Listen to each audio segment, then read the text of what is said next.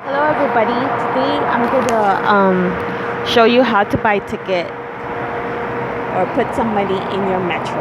See that? That's the metro. That's for buses, subways, and light rail. So it's not the metro link. This is the metro. Alright, so I'm gonna pretend, well, I'm not gonna pretend, but I'm gonna just add money in my tap card. So when you go there, it will ask you sometimes to press any button, but if not, this is already ready, so I'm gonna press English. Okay. And it's gonna ask me if I want to do a tap card or reload. So I'm just gonna put the reload, so I'm gonna press F. And it's gonna ask me to tap the card below. Alright, tap here.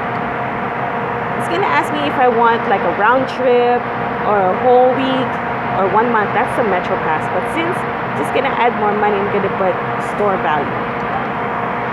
It's gonna ask me if I want to put $175, $355, or 10.